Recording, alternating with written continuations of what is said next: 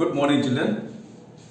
Children, in the class today, we are starting with unit number 3 of your class 12 syllabus.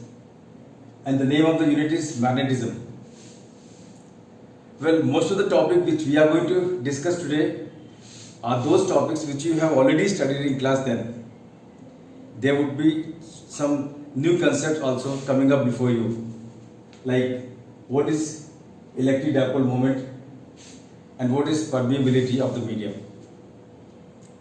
So let's begin with magnets. Children, magnetism starts with magnets. Like electrostatics started with the concept of charge, but magnetism begins with magnets. Well, children, magnets are magnetic dipoles. Every magnet is also called as magnetic dipoles. Why? Because there are two poles in the magnet, and these two poles of the magnet are north pole, number 2 south pole. Well, magnets create magnetic field around themselves, and magnetic field is made up of some imaginary lines of forces. We call them as magnetic lines of forces. Like charges create electric field around themselves, and electric field is made up of some imaginary lines of forces called electric lines of forces. Likewise, all the magnets have around themselves magnetic lines of forces, and the properties of magnetic forces are same as the properties of electric lines of forces, except magnetic line of forces has an additional property, and that additional property is they are closed curves. So what are all the properties of magnetic line of forces? Number 1, magnetic lines of forces are continuous as well as closed curves. Direction of magnetic field at any point is the direction of tangent drawn to magnetic line of force passing through that point. And the third property is magnetic line of forces never intersect. So these properties are also same as the properties of electric lines of forces. The only difference is electric lines of forces are only continuous curves, whereas magnetic lines of forces are continuous as well as closed curves. Well, north pole of every magnet is called as source. South pole of every magnet is called as sink. Why? Because magnetic lines of forces emerge out of north pole and they merge into south pole. That is why we call south pole as sink. Children, there are two types of magnets. Number 1 is bar magnet. Number 2 is current carrying coil or conductor. We all are familiar with bar magnets, and children, you are born and brought up playing with bar magnets. Bar magnets are called so because they look like bar, and current carrying coils or conductors are like this. This is a current carrying circular coil. You have studied these coils. This is solenoid, current carrying solenoid. This is toroid.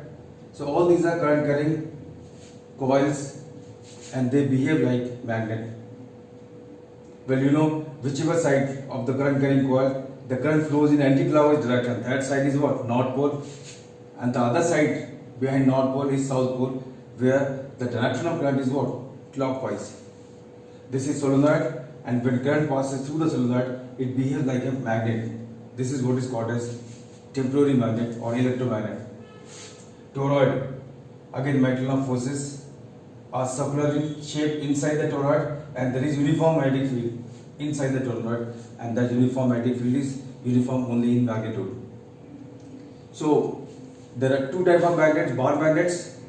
You are already familiar with bar magnets, and current carrying coils or conductors. You have already studied them in class 10. Well, magnetic dipole moment. Children, magnetic dipole moment is the characteristic property of a magnet. Two magnets may look different, but if they have same value of magnetic dipole moment, they are said to be identical. So what is this characteristic property? This characteristic property, magnetic dipole moment, is defined as, for bar magnet it is defined differently, and for current carrying coil it is defined differently. So there are different definitions of this characteristic property for the two types of magnets. For bar magnet it is defined as the product of pole strength of either of the two poles with the separation between the poles. So P, the magnetic dipole moment of bar magnet, is the product of pole strength and separation between the poles. This magnetic dipole moment is a vector quantity. Its direction is from south to north pole along the line joining the poles, and its unit is ampere meter square. Let me tell you one thing. This is a bar magnet, and the poles of the bar magnets, they are known by their pole strength. Pole strength is a scalar quantity associated with the poles of the magnet, and greater is the value of pole strength of the magnet, stronger is the magnet, and stronger is the magnetic field all around it. So what is pole strength? Pole strength is the strength of the poles of bar magnet. It is a scalar quantity and its unit is ampere meter. Now let us come here. Magnetic dipole moment of bar magnet is the product of pole strength and separation between the poles. Therefore its unit is going to be ampere meter into meter is what? Ampere meter square. For current carrying coil, magnetic dipole moment is defined as the product of current flowing and cross-sectional area of the coil.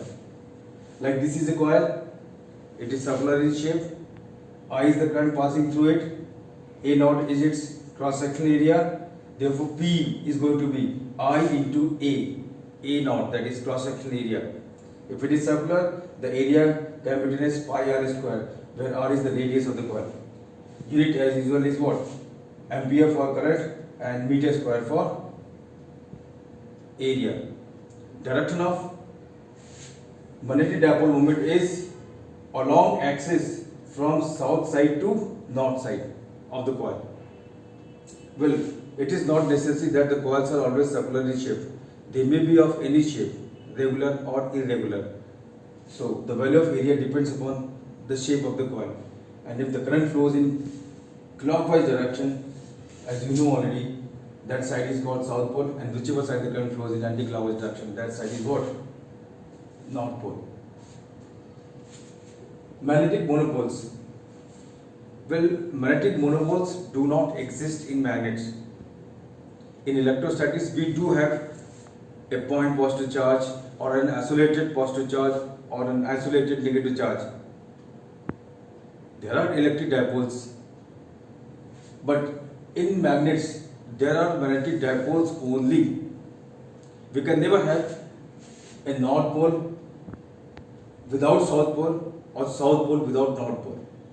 If we try to separate north and south pole, we break it down into two, there would be two different magnets. If it is broken down, this is south, north pole will be induced here, and this is north, south pole will be induced here.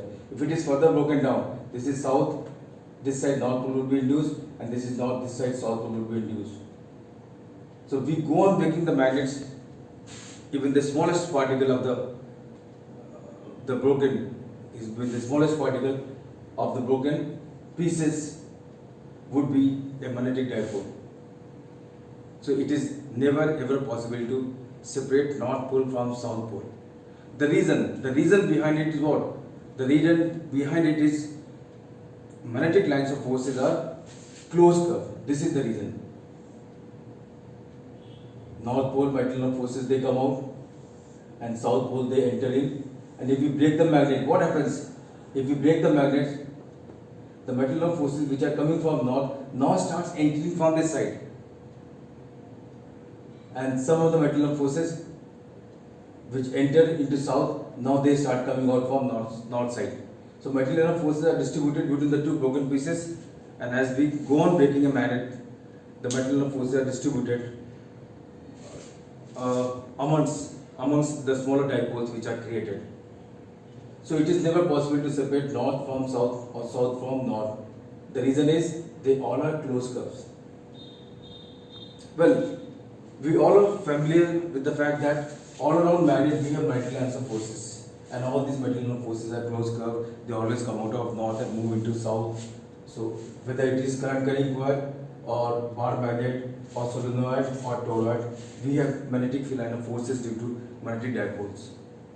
Well, these material of forces, of course, they pass through the medium surrounding the magnets.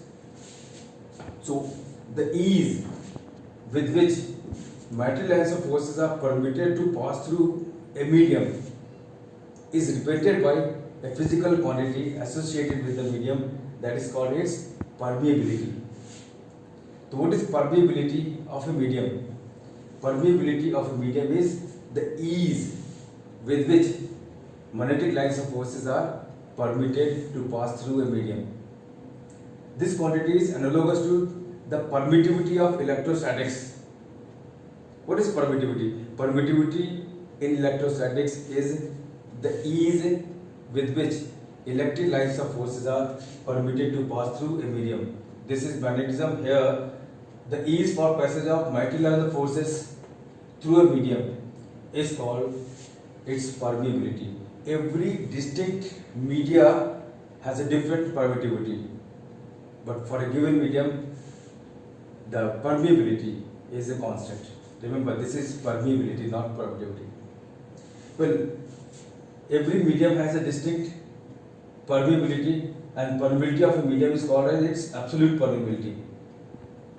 Well, permeability of free space is written as mu naught. This is mu naught. And permeability of free space of vacuum, which is same throughout universe, has value 4 pi into 10 to the power minus 7 in SI unit. And this permeability of free space is taken as standard, and we divide the permeability of every medium with the permeability of free space. And what do we get? We get in the process unitless dimensionless ratio. That unitless dimensionless ratio is called as relative permeability of medium. Well, relative permeability of medium. If the medium happens to be free space, mu naught upon mu naught is going to be 1. Otherwise, for iron, relative permeability is 5000. We'll study later on. There are 3 types of substances: diametric, parametric, and ferrometric, on the basis of their behavior in magnetic field. So for diametric, relative permeability is slightly less than 1. For parametric, it is slightly more than 1. And for ferrometric, it is much more greater than 1. This iron is a ferrometric substance. Children, let us study the rule. Let us recapitulate the rule to find out the direction of magnetic field due to current carrying conductors. And the rule which you studied in class 10, Fleming's right hand thumb rule. Fleming's right hand thumb rule states that if you hold current carrying conductor in your right hand like this, the diagram is here, in your right hand, with the thumb pointing out the direction of current, then curves of the fingers indicate what? The presence of magnetic lines of forces. This is current carrying conductor, and these are magnetic lines of forces. The semicircle of these magnetic lines of forces is outside the board, and the semicircle is behind the board. This is a 3D diagram. And you know that direction of magnetic field at any point is the direction of tangent to magnetic line of force. So if it is straight current carrying conductor, magnetic line of forces are like this. So anywhere the direction of magnetic field would be what? Tangent to magnetic line of forces. You have to, this is 3D diagram you can imagine here. Like this is a current carrying conductor. And if we hold it in our right hand with thumb pointing on direction of current, then this is going to be the magnetic line of force. What is direction here? Direction at each of these points would be direction of tangent to magnetic line of force. If the current carrying conductor carries current like this, then it is to be held in our hand like this. In that case, the direction of magnetic field would be what? The direction of magnetic field would be what? Direction of tangent to MLF, and that would be like this. This. So this is magnetic line of force in a current carrying conductor which is placed like this, and if it is held in our right hand, then this is the magnetic line of force, and direction of tangent to MLF is what? The direction of magnetic field. Likewise here, If this is straight current carrying conductor, the material of force would be like this. The semicircle would be outside. The tangent to the semicircle here would be outward, and tangent to the semicircle here would be what? Inward.